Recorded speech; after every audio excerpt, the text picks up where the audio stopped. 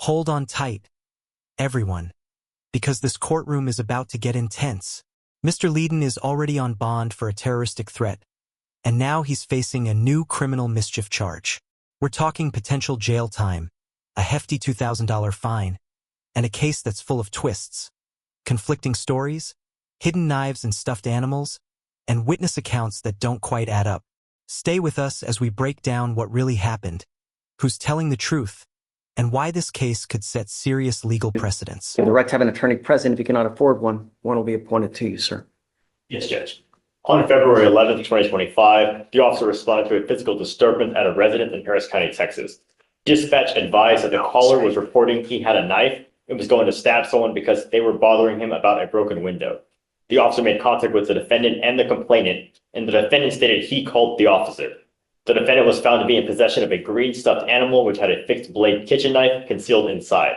The defendant stated the complainant came to his house with her roommate, accusing him of breaking a window at her apartment. Well, hold, you're going really fast.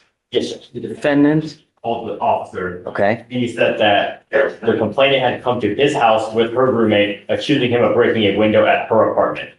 The defendant stated he was walking back to his apartment and that the complainant came out the back door to her apartment, but then he changed his story saying that she came out the front door to of her apartment to confront him. The defendant stated that the complainant came with a gun, though he did not see the gun. The complainant stated that she was laying in bed, heard a glass window in the back door break, jumped up, ran to the back door, and saw the defendant walking away from the door holding a green stuffed animal with a knife. Pause here. This is where the case gets really murky. The defendant is found with a green stuffed animal, but inside it's a fixed blade kitchen knife. That's not just odd. It's potentially a serious weapon violation. And yet, the complainant says she only saw him from about 20 feet away, after the window was already broken. So who actually broke the window? The physical evidence is minimal, there's no glass on him, and it's just witness observation. This is a classic example of conflicting testimony versus tangible proof. What would you do if you were the judge? Believe the witness or lean on physical evidence? Comment below. A green stuffed animal with a knife. Apartment management stated the cost to repair the window was $200. There's a lot of randomness in it, Judge. the only thing, my concern is who broke the window? Did he break the window? Thank you, Your Honor. So according to the DMs, what the complainant said is that she saw him walking away. She heard the broken window. She came downstairs and saw him walking away. And then that's what we have in the DMs. And then I spoke with her yesterday as well. And she repeated the same thing, that he was the only one there when the window was broken. And that's what she said. She saw him outside the window door when it was broken. He's walking away. He actually calls the police because he's being harassed by this woman because she's saying that he broke a window. And I don't think there's any list of physical evidence like glass on him or anything, or in the whatever stuffed animal. At what point did the cops come and did they arrest him on the spot? What, do we have any other physical evidence? Do they? We have the two further, just complainant said that he was approximately 20 feet away from the back door when she saw him, and that the officer found the window to be shattered. And then the complainant showed the back door to her apartment. I mean, how do we know he did it? No one's saying that he did. I mean, no one saw, you know, it's. To be honest, just what we have is that the window was broken, and then she saw him outside at the time when she came downstairs to check on it. That's what we have. I get it. I Yes, get Judge. it.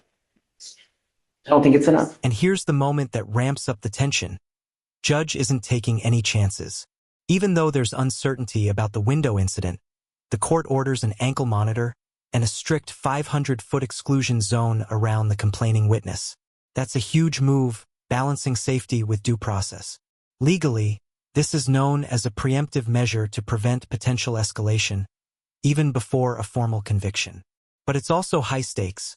One violation could land the defendant straight in jail. And let's not forget, the defendant has a complex mental health history, which the court is carefully weighing. Would you consider this protective or punitive? Let's discuss. I don't think it's enough. However, the fact is, we're still having issues with the same complaining witness. I now have to take more drastic action to ensure nothing happens in the future.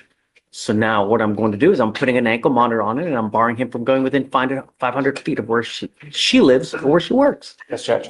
Ankle monitor, just want to make sure it's ELM and not scram. Correct. Okay. Asset fees be waived. Okay. I'll add. How far do they Judge- live from each other, Alex? You know? Do you have the So- same complex? It was described as across the street, but when I spoke to the complainant, she said that That's not they do what not he live across the street, that he was staying at a friend's house, but he told officers that she lives across the street. So what I'm doing, Mr. Franklin, is I'm going to put a monitor on your ankle and there is a radius of where you cannot go where this person lives or works. And I mean, we may have issues with bond conditions as it is, because if I ordered him not to have weapons on the terroristic threat and they show me that, or they prove to me that you have weapons, I'm going to put your butt in jail. So maybe we should have a formal bond hearing to see if in fact you can prove that he has a weapon. Yeah, Judge. So I have some hesitancy about everything, Judge, mostly because my client's orange sheet is quite extensive. So the jail has diagnosed multiple mental illnesses. I'm trying to track down his competency because I was appointed, I think, December. So there's been prior competency motions. I'm trying to get the reports from them, which is difficult because I forget what agency does the mental health evaluations. They're saying that they don't exist. So I'm trying to find his mental health records, Judge. It sounds to me like it's bipolar schizophrenia or schizoaffective. And so I think that my client is likely going to have severe mental health issues, which have been causing issues. And I think that's going to be the heart of all this. And so I'm trying to push for treatment. The case is just brand new is the problem. You were ordered not to be in possession of any weapons. And they're telling me now that you have a new case and that you have an alleged knife as well.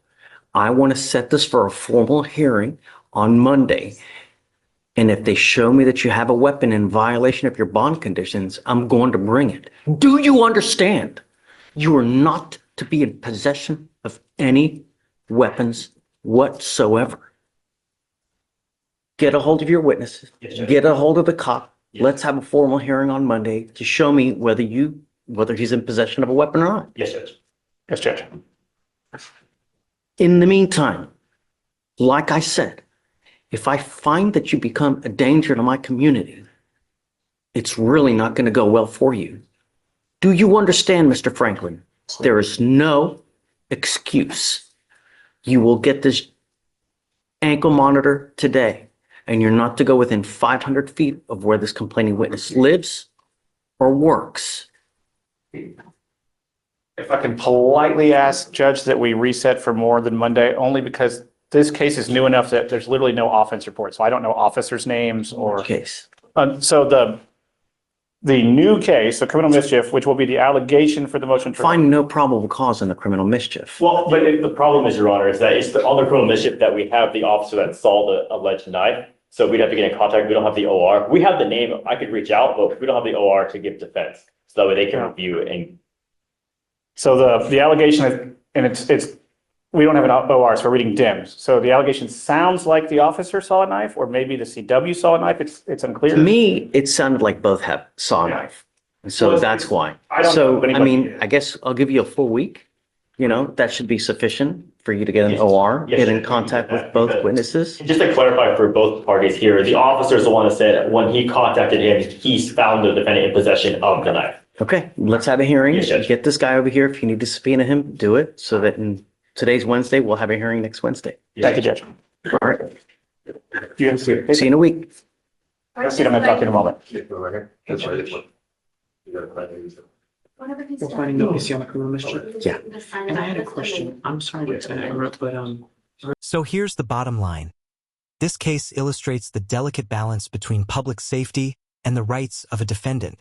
Mr. Leedon is on bond, now facing new allegations involving a concealed knife, conflicting witness accounts, and mental health concerns that add layers of complexity.